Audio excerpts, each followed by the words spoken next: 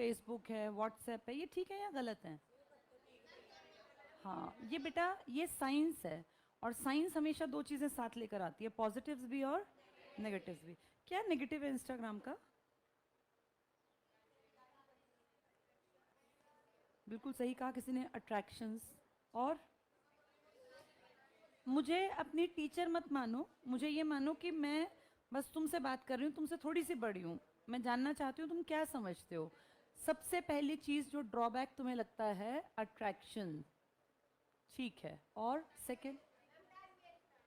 Time, बहुत time, हाँ, time waste का है या टाइम कंज्यूमिंग का है?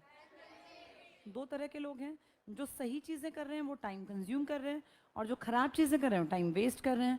बेसिकली टाइम टेकिंग प्रोसेस है ये, समय ज़्यादा लेता है। तीसरा नुकसान, डिस्ट्रैक्शन। अट्रैक्शन का ही एक पॉइंट हम डिस्ट्रैक्शन में कर लेते हैं। और फिजिकल फैक्टर्स हो सकते हैं, टाइम के साथ हम फिजिकल जो प्रॉब्लम्स हैं उनके ऊपर, ठीक है। और पढ़ाई का नुकसान बेटा वो टाइम में आ गया। अब मोटी बात क्या है, मोटी बात ये है बेटा, जिस एज में तुम हो ना, नाइन्थ में, हम सब लोगों का एक डेवलपमेंट होता है इस एज में, जो जिंदगी भर हमारे ऊपर असर डालता है, हमारी इमेज के ऊपर। उस चीज़ को बोलते हैं, क्या लिखा है मैंने? कैरेक्टर मतलब क्या होता है? चरित्र तो हिंदी वर्जन है, मतलब क्या है? Personality is not character. हमारा बिहेवियर, और बिहेवियर के अलावा हॉबीज, डिसिप्लिन, बहुत छोटे पार्ट हैं बेटा। कैरेक्टर का असली मतलब पता है क्या होता है? आप ओवरऑल कैसे हो। और अगर मैं इसको अपनी लोकल भाषा में कहूँ, तो हम कैरेक्टर को मेनली मापते हैं, जिसको हम समाज के नज़रिए से, अपनी फैमिली के नज़रिए से कहें। एक बहुत कॉमन शब्द तुमने सुना होगा, बहुत बहुत कैरेक्टरलेस लड़की है, ये बहुत कैरेक्टरलेस लड़का है, बोलते हैं ना ऐसा। यहाँ हमारा मतलब क्या होता है? कैरेक्टरलेस का मतलब यहाँ क्या है? कौन होते हैं कैरेक्टरलेस, जिनको हम कैरेक्टरलेस कहते हैं? गंदे लोग। जैसे एक एक एग्जाम्पल देना बेटा। हिटलर तो कैरेक्टरलेस नहीं था, हिटलर वॉज नॉट कैरेक्टरलेस। और बताओ जिनको पता है, कौन होते हैं बेटा? मोटे तौर पे हम क्या मानते हैं, क्या होता है बेटा कैरेक्टरलेस तुम्हारे लिए? जो गंदे काम करे। गंदे काम की कोई डेफिनेशन तुम्हें किसी ने बताई है? नहीं बताई, बताई है, वेरी गुड, बता क्या बताई बेटा? देशद्रोही। बैठो, चलो अब मेरी बातों को ध्यान से सुनो। ये तो थी बेटा मजाक की बात। तुम्हें पता है हमारे इंडिया में दिक्कत क्या है? हमारे यहाँ पेरेंट्स अपने बच्चों से खुल के बात नहीं करते, और ये एक बहुत बड़ी प्रॉब्लम होती है जब हम अपने बच्चों से बात नहीं करते।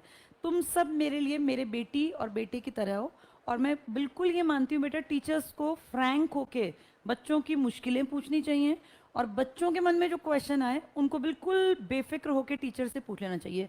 ये इतना ज़्यादा ट्रांसपेरेंट रिश्ता होना चाहिए, जैसे माँ का अपने बच्चे के साथ, जब तक वो छोटा होता है। लेकिन जब आप बड़े हो रहे होते हैं ना, तो माँ बाप बहुत सारी चीज़ों को अवॉइड करते हैं, उन्हें लगता है बच्चों से इस बारे में क्या बात करनी है। जैसे जिस एज में आप लोग हैं, आपकी एज बेटा पुबर्टी की एज कहलाती है। पुबर्टी पता है ना सब लोगों को ये? इसमें बहुत सारे फिजिकल चेंजेस आते हैं, हाइट बदलती है, लड़कों की देखो, हाँ, वॉइस चेंज हो जाती है, लड़कियों में भी चेंजेस आते हैं, फिजिकल अपीयरेंस हमारी बदलती है।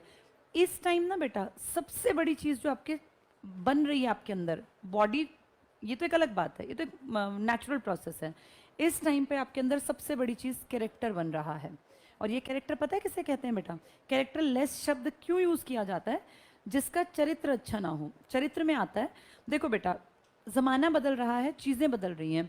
आज जेंडर का बहुत ज़्यादा अंतर नहीं है, लड़का लड़की सब समान है।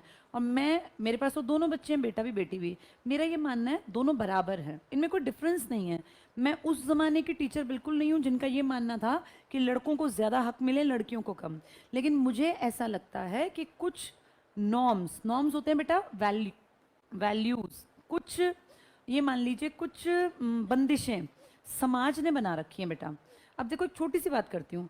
हमारे घर में, अपने घर से सोचो, लड़के लड़कियाँ, एक लड़का है जो खेलने गया शाम को, और वो 8:30-9 बजे तक खेल के आ रहा है।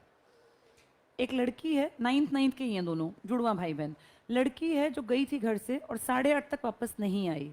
ज़्यादा चिंता माँ को किसकी होगी? क्यों लड़के की क्यों नहीं चिंता हुई, लड़की की ज़्यादा क्यों हुई? क्योंकि बेटा हमारे समाज ने कुछ नियम बना रखे हैं ये नियम ही नॉर्म्स हैं। हर परिवार के ना अपने नियम है बेटा। कोई भी लड़का अपने दोस्त के घर आपकी एज में रुक सकता है, कोई भी लड़की अपने दोस्त के घर आपकी एज में नहीं रुकने देगी मम्मा। मैं भी नहीं रुकने दूंगी बेटा, मेरी बेटी भी तो 10th पास करके गई है ना अभी, मैं नहीं रुकने दूंगी। ऐसा नहीं कि मैं पिछड़ी हुई माँ हूँ, मैं इक्वलिटी में विश्वास नहीं करती, लेकिन कुछ चीज़ें बेटा इस बात को आपको समझना पड़ेगा, लड़कों को भी और लड़कियों को भी। कुछ चीज़ें हमारी भलाई के लिए इस सोसाइटी ने बना के दी हैं। जो समझदार लोग होते हैं ना वो उसको फॉलो करते हैं, और जो बेवकूफ़ होते हैं ना वो कहते हैं हम क्यों माने समाज की बातें। एक और एग्जाम्पल देती हूँ।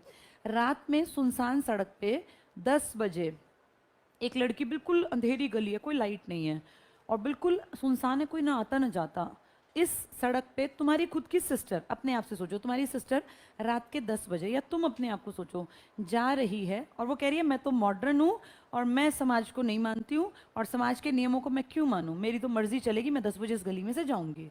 ये समझदारी है या बेवकूफ़ी है? क्यों बेवकूफ़ी है बेटा ये? उसकी ये सारा एटीट्यूड रखा रह जाएगा। यहाँ पे अगर 4 घटिया गंदे, बहुत ही गंदे किस्म के लोग जिनके माँ बाप ही घटिया हैं, जिन्होंने कोई अच्छे संस्कार नहीं दिए, अगर यहाँ खड़े हैं तो उस लड़की के लिए सेफ है या अनसेफ है? ये तुम्हें किसी ने बताया नहीं, तुम्हें अपने आप पता है ना बेटा। ये समाज के नॉर्म्स हैं। अपने आप को सेफ रखना हर लड़के की भी जिम्मेदारी है बेटा, और हर लड़की की। लड़कियों की सेफ्टी बेसिकली बायोलॉजिकली एक बड़ा फैक्टर है, क्योंकि वो फिजिकली उतनी स्ट्रांग नहीं होती। लेकिन बेटा लड़के भी बहुत बार आपकी एज में ना गलत रास्ता पकड़ते हैं।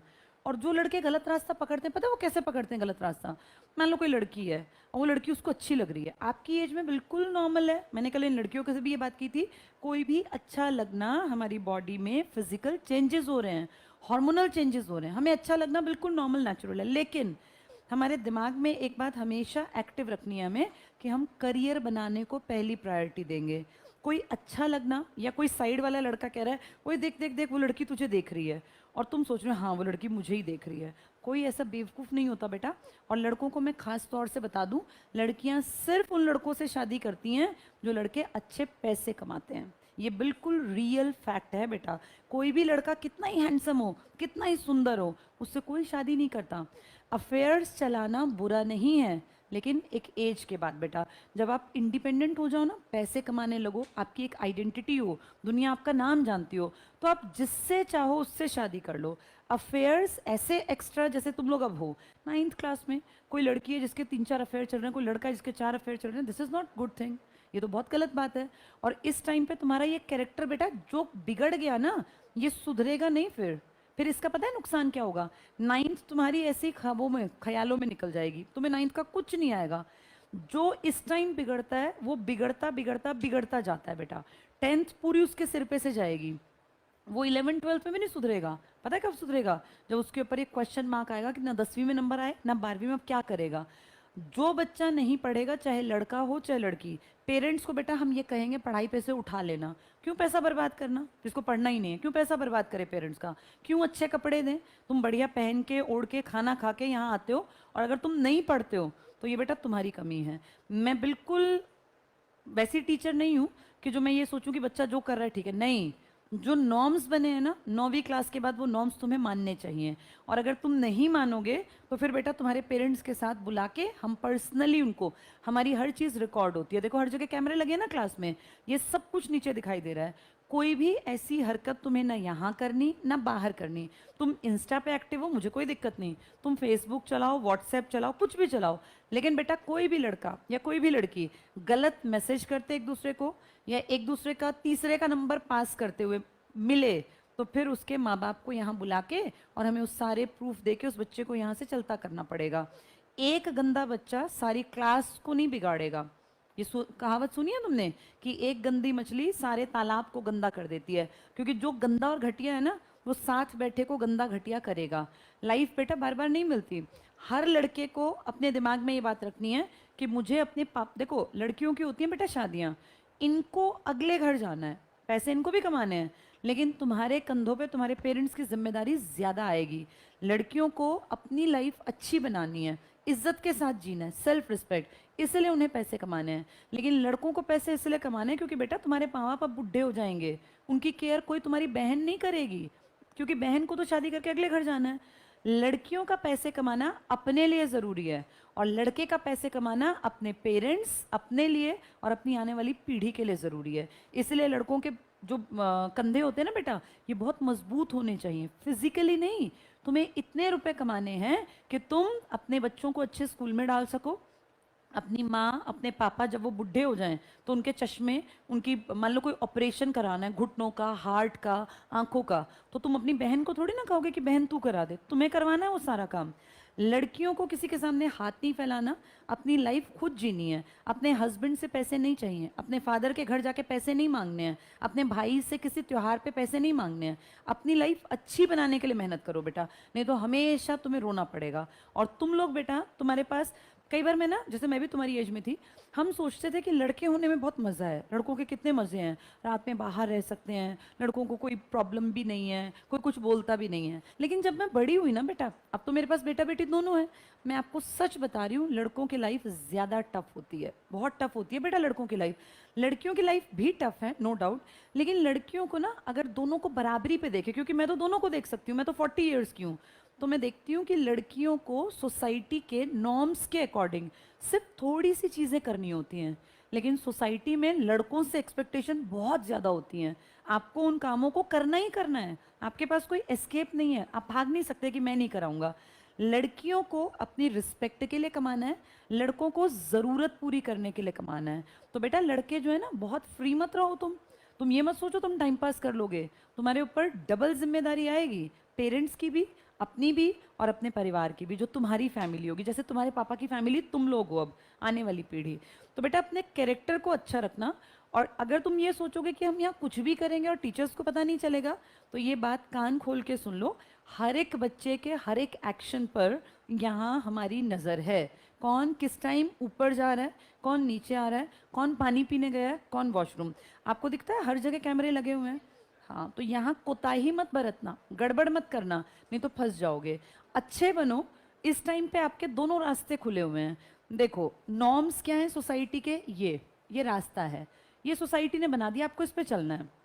जब हम 9th में आते हैं ना आपकी एज में, तो बच्चा यहाँ से चल रहा है, मान लो ये है, इसके पैरेलल पैरेलल चल रहा है बच्चा, बिल्कुल पैरेलल सही चल रहा है, वो इसके इर्द गिर्द रहना है। कभी कभी बच्चा ना इधर को जाने लगता है, जब वो रास्ता बदलता है ना शुरुआत में, जैसे 9th में, तो यहाँ पे उसके रास्ता बदलते ही पेरेंट्स प्लस टीचर्स उसके लिए हेल्पिंग हैंड होने चाहिए। जब बच्चा एकदम से टेढ़ा जा रहा है तो उसको संभालने के लिए कई बार धक्का भी देना पड़ता है, वापस रास्ते पे ले जाने के लिए पिटाई भी करनी पड़ती है, डांट भी खानी पड़ती है बच्चे को। लेकिन बेटा वो इस रास्ते से अगर इन दोनों के प्रेशर से लौट के वापस आ गया तो उसकी लाइफ सेट हो गई बेटा।